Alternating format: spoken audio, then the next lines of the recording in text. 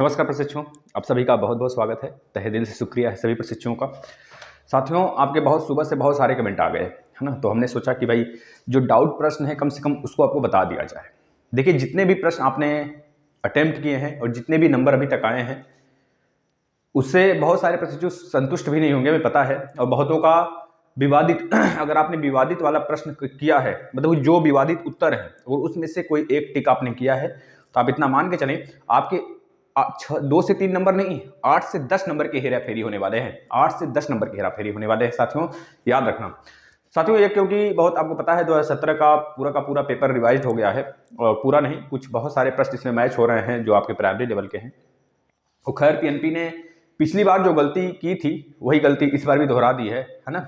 कहा जाता है साथियों ना, गलतियों से सीख लेना चाहिए। हमें बड़े बुजुर्ग सिखाते हैं, बोलते रहते हैं, गलतियों से सीखना चाहिए। और यहाँ पर जब बड़े बुजुर्ग ही गलती करने लगे तो छोटा क्या करेगा? कहेगा ना, भाई हमें तो सिखा रहे हो और अपने ही खुद गलती करते हैं आप। ऐसा जायज़ बात है, क्योंकि आज के बच्चे बोल देते हैं, फट से बोलते हैं। घर में लड़कियां खुद बोल देती होंगी मम्मी को कि भाई मम्मी कुछ सिखाए उसे, बर्तन साफ से नहीं धुल रही हो। मम्मी कुछ बोल दी तो कभी ऐसा गलती वह मतलब एक तरह से खोजती रहती हैं कि हमें कब मौका मिले। अब मौका मिलते ही छोड़ती नहीं भाई, है ना। तो ऐसा होता है, अमूमन सबके साथ होता है और सबके घर में होता है। खैर, ये तो प्यार होता है। लेकिन यहाँ पर जब बड़े स्तर पर गलतियां होती हैं ना, तो हमें उसको नज़रअंदाज नहीं किया जाना चाहिए। उसको एक तरह से हमको बहुत बड़े रूप में और बड़े प्रारूप के दृश्य से देखना चाहिए कि इसमें बहुत बड़ी त्रुटि हुई है। एक तरह से गलती नहीं है, यह उनका मनमाना ढंग से जो जल्दबाजी तरीके से काम किया गया है ना, यूपी टेट का पेपर करवाना और बहुत सारी चीज़ें, क्रियाकलाप बहुत तेजी से करवाना, उनके पास समय नहीं था कि वो दूसरा पेपर छाप सकें।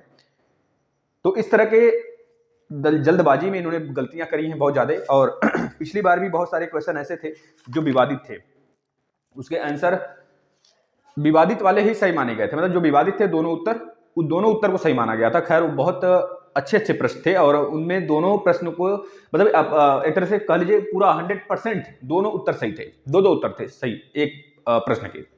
तो इस कंडीशन में उन्होंने दोनों प्रश्नों के उत्तर को सही माना था, दोनों उत्तर को सही माना गया था। तो इस बार भी ऐसा होने वाला है। ये आपका ऑफिशियल आंसर की तो है, लेकिन खैर फिर से रिवाइज्ड आंसर की आने वाला है 23 तारीख को। तो सारे प्रशिक्षु तैयार रहें। प्रबल संभावना है कि आप लोग के उस उत्तर में, मतलब उस पूरे के पूरे आपके नंबर में बढ़ोतरी होने वाली है। ध्यान से सुनिएगा हमारी बातों को, हम बताएंगे कौन कौन से ऐसे प्रश्न हैं जो आपने अगर इस तरीके से किया हुआ है, मतलब उन दोनों उत्तर में से किसी एक उत्तर को टिक किया हुआ है जो डाउटफुल है, तो आपके नंबर भी बढ़ने वाले हैं। ठीक है, इंग्लिश में भी 1-2 प्रश्न हैं। खैर, जो आपका सामाजिक अध्ययन है उसमें भी, मतलब ईवीएस में भी 2-3 प्रश्न हैं, और सीडीपी में तो 3-4 प्रश्न ऐसे हैं जो कि विवादित हैं। पिछली बार भी वो गलतियां करे थे, इस बार भी। देखिए, एक प्रारूप होता है मित्र, जैसे कि अगर बात करें चाहे जो भी कॉम्पिटिटिव एग्जाम हो, है ना, तो वह सीबीएसई जो एनसीईआरटी पैटर्न वाली जो बुकें होती हैं 11th और 12th के, तो हमने पूरे पढ़ा भी रखे हैं।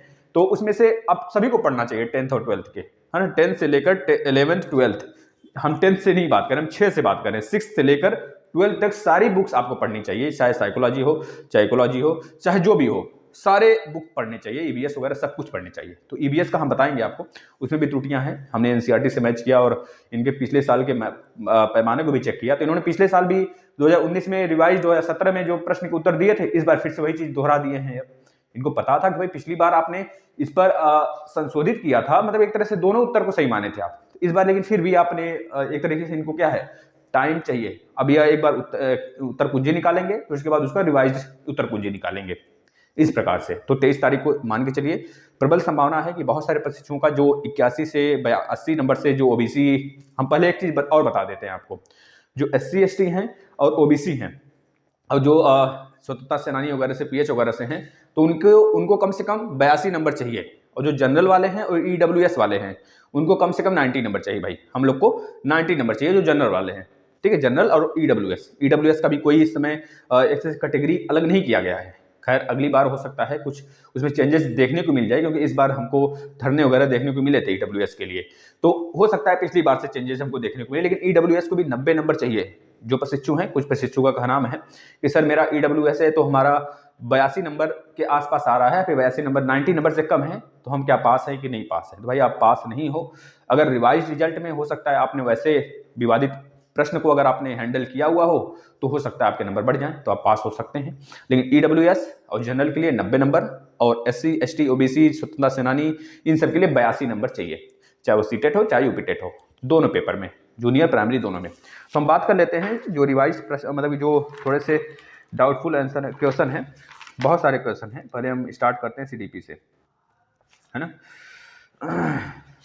एक मिनट, यह पेपर हमारा भैया बी है भाई, यह बी है, सेट बी है। देखिए मित्र, इसमें एक दिया गया है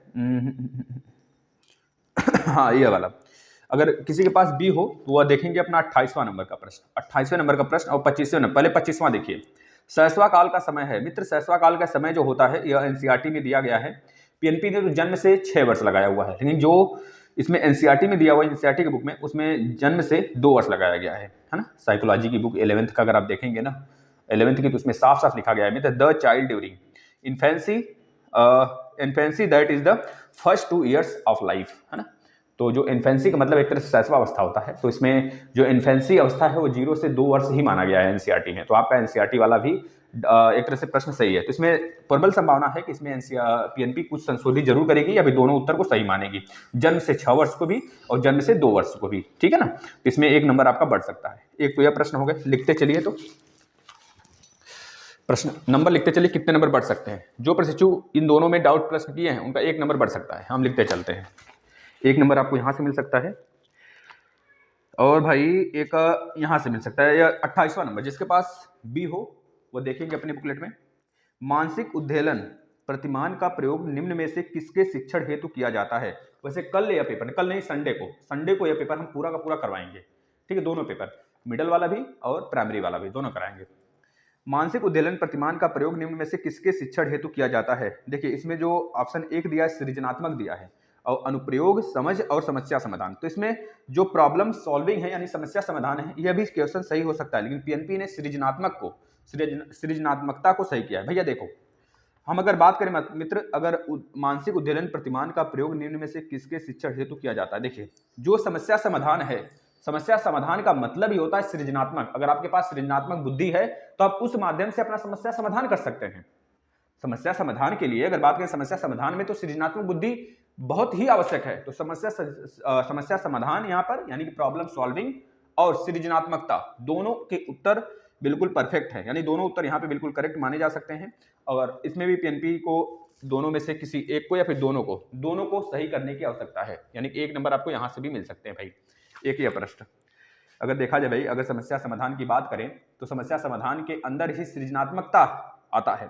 तो समस्या समाधान वही व्यक्ति कर सकता है ना जिसकी बुद्धि सृजनात्मक वाला हो, जो सोच विचार सकता है, ज्यादा जो सोच सकता है अपनी प्रबल बुद्धि से, वही तो समस्या का समाधान कर सकता है। जो मंद बुद्धि होगा वो कहां से कर सकता है भाई, आप खुद सोचो भाई। सोचने का प्रबल शक्ति उसी के पास में होगा जो सृजनात्मक व्यक्ति होगा, जो अनेक कार्यों को अच्छे ढंग से या फिर समस्या के समाधान को बेहतरीन तरीके से कर सकता है।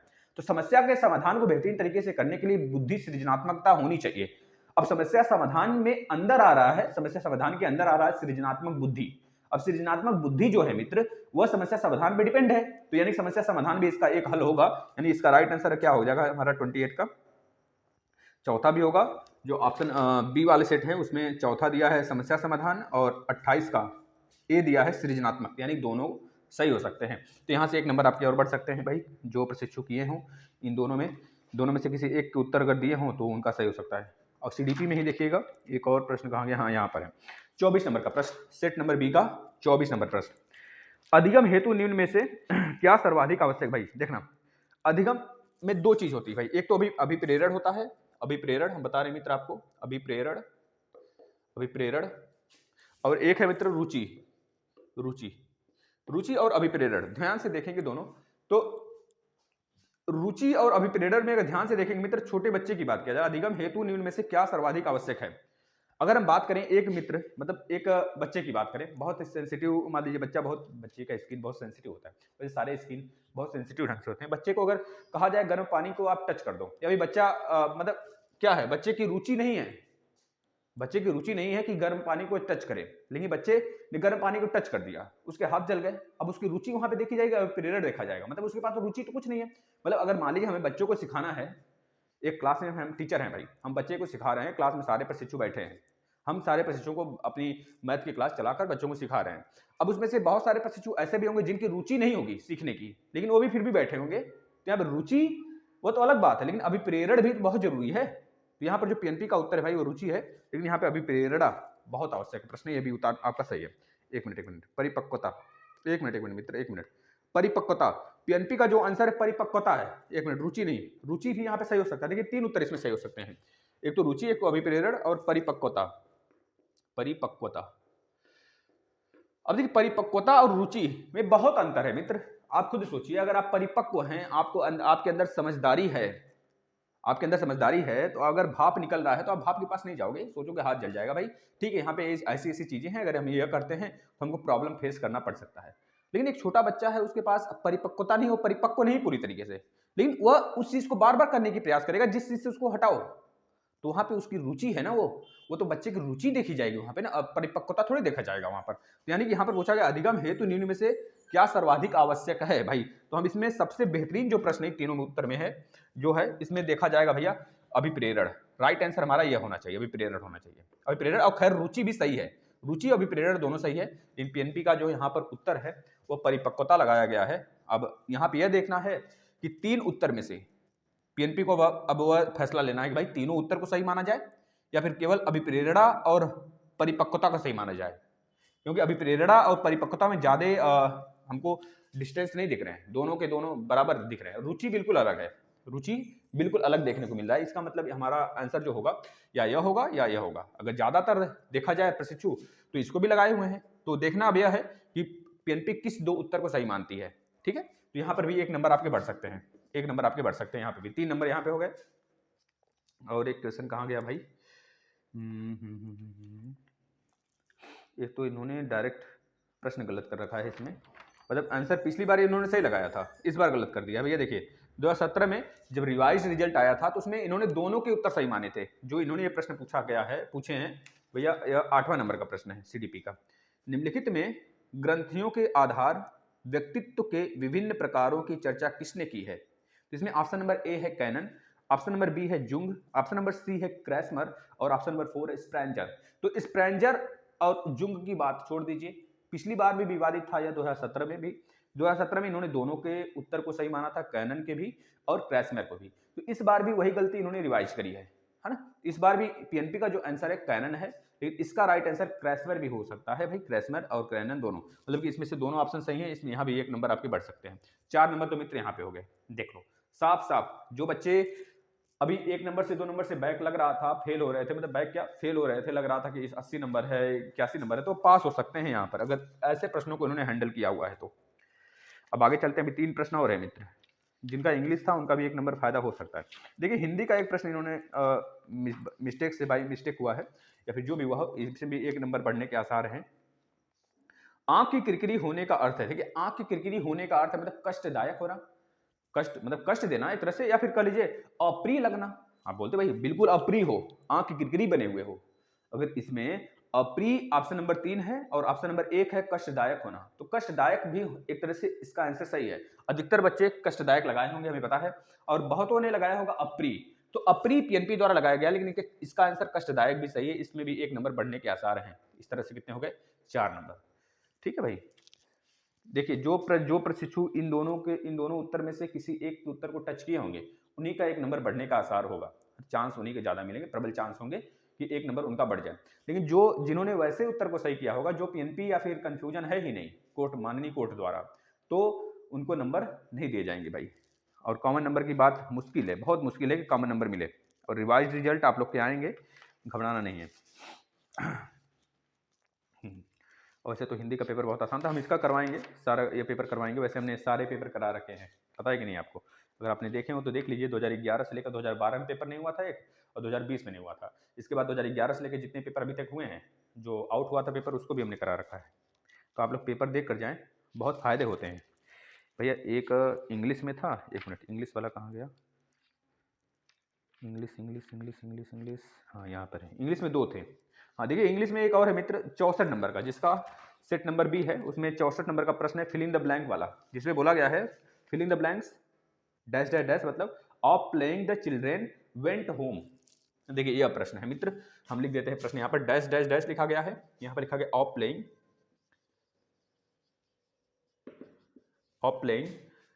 The children went home, the children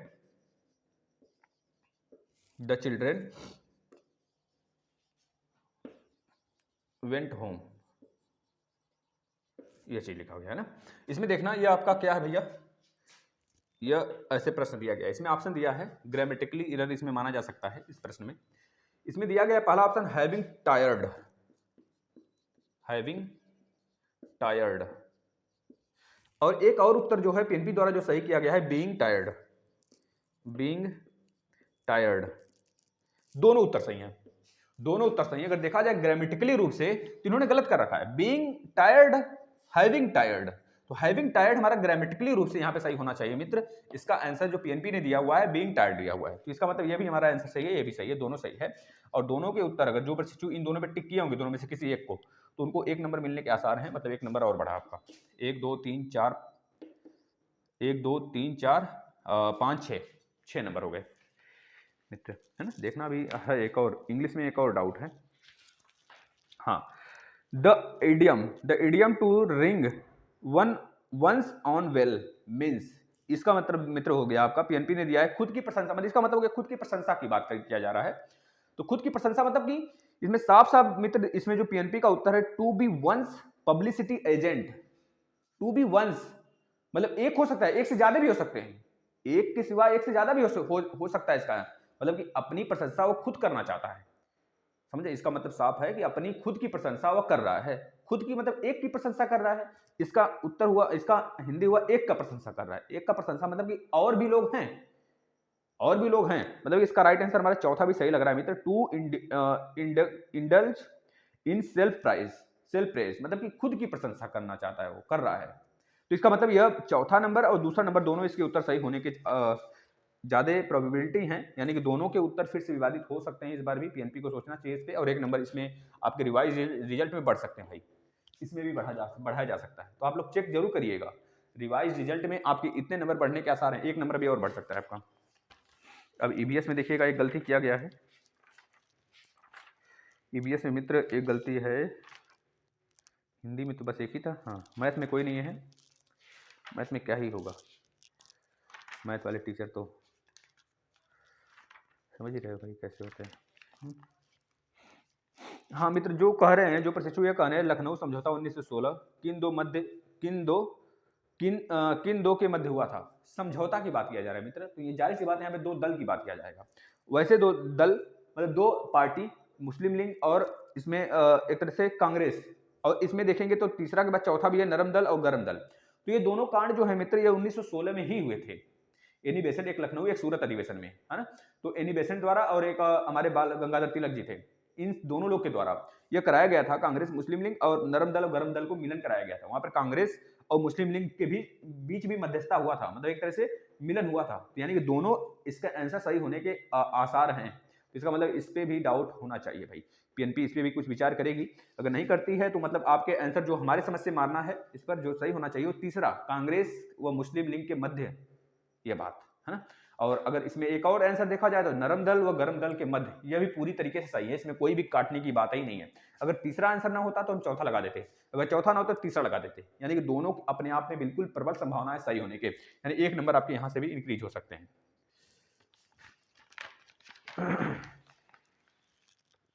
अगला देखना,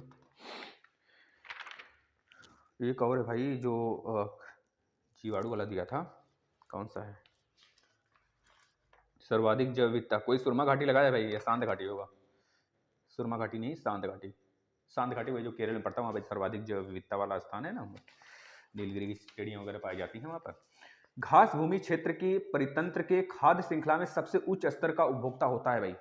इसमें जो पीएनपी द्वारा, माननीय पीएनपी द्वारा जो माना गया है इसमें आंसर मांसाहारी माना गया है, मांसाहारी। लेकिन यहाँ पर एक उत्तर आपके और हो सकते हैं, जो कोर्ट द्वारा, माननीय कोर्ट द्वारा जो माना गया है वह जीवाणु। तो यानी कि दोनों उत्तर इसमें सही हो सकते हैं। अब इसमें यह देखना है हमें, जो 23 तारीख को रिवाइज रिजल्ट आएगा उसमें कितना उत्तर को यह डाउटफुल मानकर उसका आंसर देती है पीएनपी, ठीक है ना। 1 2 3 4 5 6 7 8 9 नंबर का हेरा फेरी है, ठीक है भाई। तो 9 नंबर, आप बहुत बड़ी संख्या है यहाँ पर 9 नंबर, मतलब समझ रहे हो ना, बहुत बड़ी संख्या में गलतियां हुई है यहाँ पर। 9 नंबर मतलब बहुत बड़ी संख्या में गलतियां हुई, ठीक है। तो आपके नंबर बढ़ सकते हैं, खैर ठीक है ना। चलिए अच्छी बात है, इसको हम कल संडे को करवा देंगे, इस पूरा का पूरा संडे को इसको करवाएंगे हम, ठीक है मित्र। संडे को पूरा का पूरा सारे मतलब ये पेपर, दोनों पेपर हम सॉल्व करवाने वाले हैं। तो आप लोग संडे को देखेंगे। संडे को कोई क्लास नहीं, सिर्फ और सिर्फ ये दोनों पेपर करवाएंगे हम। तो आप लोग से उम्मीद है भाई, अगला यूपी टेट कब अनाउंसमेंट हो जाएगा, सी टेट कब अनाउंसमेंट हो जाएगा, इसका कोई भी वो नहीं है। आप लोग पढ़ाई करते रहें निरंतर तरीके से, क्योंकि पढ़ाई में जो रिजल्ट आता है वह किसी एक दिन का रिजल्ट नहीं होता है, वह आपके सालों का, 6 महीने का, 3 महीने का, 4 महीने का वह परिणाम होता है। तो अगर अभी से नहीं करेंगे तो एक दिन में कुछ नहीं पढ़ सकते आप। प्लीज़ आपसे रिक्वेस्ट है, जितने क्लासेस हमने दे दिए, जितने प्रीवियस ईयर पेपर दे दिए, सबको देखिए, सबको एक तरीके से बहुत बेहतरीन तरीके से देखिए, सबका नोट्स बनाइए। जितने ईवीएस के क्लास हमने पढ़ा दिए हैं, 40 ईवीएस के क्लास हैं, हिंदी के बहुत सारे क्लास हैं, दो दो हमने प्ले लिस्ट बना दिए हैं, दो प्ले लिस्ट, जिसमें कि एक में हमने क्वेश्चन आंसर कराए हैं और एक में पूरा का पूरा बेसिक क्लास है हिंदी का, और एक मैथ का 70 क्लास है। देख लोगे 70 क्लास ना, तो शायद ही किसी बार भी यूपी टेट में 1 नंबर कम हो 30 नंबर में से। कोई बार ऐसा नहीं जाएगा जो आप 1 नंबर कम लाओ, हमेशा 30 नंबर में 30 नंबर आएगा। बस क्लास पूरा का पूरा देख लेना।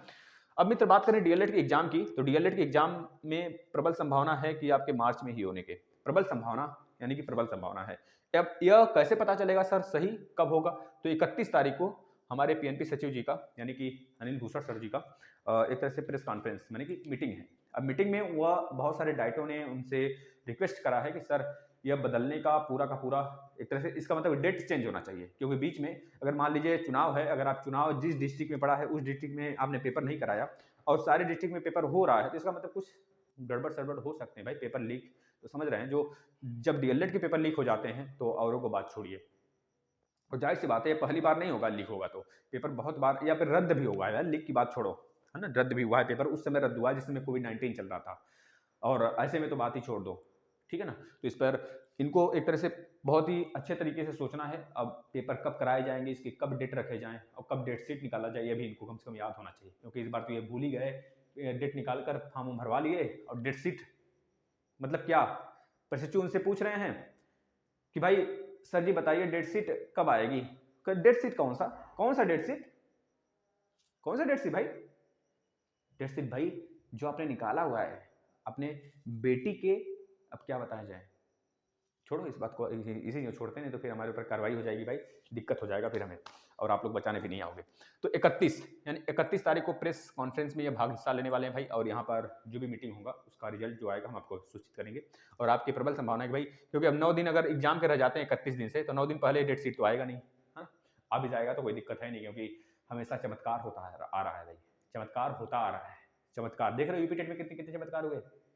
पेपर जब होना था तब हुआ नहीं, कैंसिल हुआ, रद्द हुआ, जो जिंदगी में नहीं हुआ था फिर से रद्द हुआ, चमत्कार एक ही तो है। अब प्रभु को आना पड़ेगा नीचे साक्षात कि भैया धरती पर चमत्कार हो रहे हैं, ठीक है भाई। तो अब देखना है मित्र आपको एग्जाम कब होंगे, एग्जाम के लिए आप लोग प्रिपेयर करते रहिए, या तो तय है आपके एग्जाम होने वाले हैं, प्रमोट नहीं होने वाले हैं। और कल हम डीएलएड 3rd सेमेस्टर के भी और डीएलएड 2nd सेमेस्टर की मैथ के प्रीवियस ईयर पेपर लेके आ रहे हैं दोनों। एक तो कल 12 बजे डीएलएड 3rd सेमेस्टर के प्रीवियस ईयर पेपर 2016 वाले, और 2016 के ही 2nd सेमेस्टर के जो पेपर हैं उसको हम लाएंगे भाई 3 बजे लगा देते हैं उसको। तो दोनों चीज़ आप देखिए, और खैर जिन पर शिक्षकों का कुछ डाउट होगा वो जरूर देखेगा, और इसमें परेशान नहीं होने की बात है, ठीक है भाई। आप लोग बेहतरीन तरीके से तैयारी करिए, जिनका अच्छा नंबर आया है बहुत बढ़िया है, और जिनका 100 से कम है उनसे तो हमें बहुत कम उम्मीद है भाई। आप लोग भले उस प्राइमरी के लिए आपने एक तरीके से आप एलिजिबल हो जाएंगे, लेकिन आप इससे संतुष्टि मत होइएगा मित्र, जब तक 120 प्लस ना आ जाए तब तक आप पेपर देते रहिए और बेहतरीन तरीके से नंबर निकालते रहिए, और 120 आने के बाद आप थोड़ी सी राहत का सांस लीजिएगा। 120 प्लस आना बहुत जरूरी भाई। देखिए एक प्रशिक्षु 100 कितना नंबर आया उसका, 132 नंबर बता रहा था, 132 नंबर और 125 नंबर, 125 नंबर शायद प्राइमरी बता रहे थे और 132 नंबर मिडल वाले में बता रहे थे। सही है, हम आपका गलत नहीं है तो हम सही बिल्कुल बोल रहे हैं, 132 नंबर मिडल वाले में और 125 नंबर वो बता रहे थे भाई प्राइमरी वाले में। बहुत प्रशिक्षुओं का 82 से नीचे, हम बता दें 50% जो हमने पोल कराया, करीब 5000 बच्चों का पोल है, उसमें 5000 बच्चों में जो पोलिंग हुई है उसमें लगभग 48% बच्चे ऐसे हैं जो 82 से नीचे हैं, यानी आप समझ सकते हैं। और मात्र 2% 3% प्रशिक्षु ऐसे हैं जो कि 120 के ऊपर हैं, मात्र 2 से 3% बस। समझ सकते हो क्या स्थिति है भाई। आप लोग पढ़ाई करो, सुपर टेट ऐसे नहीं निकल जाएगा। जो डीएलएड में फेल है ना, उनका फिर से यूपी टेट मैथ में बहुत अच्छा नंबर आया है, इसका मतलब वो थोड़ा कि जब वहाँ पे फेल होते हैं हम बहुत अच्छा प्रदर्शन नहीं कर सकते। तो जब आपको मौका ही मिलेगा तो आप क्या करोगे वहाँ पे जाके, तो पहले डीएलएड भी ध्यान देना बहुत जरूरी है, और प्लस आप यूपी टेट में अच्छा प्रदर्शन करिए, क्योंकि भाई बहुत ज़रूरी है आज के युग में। अगर आप पढ़ाई सोच रहे हैं कि बहुत पेपर आने के बाद करेंगे ना, तो ये आपका मूर्खता है। खैर चलिए, अगर कोई डाउट होगा बताइएगा, और समाप्त करते हैं क्लास को। मिलते हैं कल सुबह। धन्यवाद।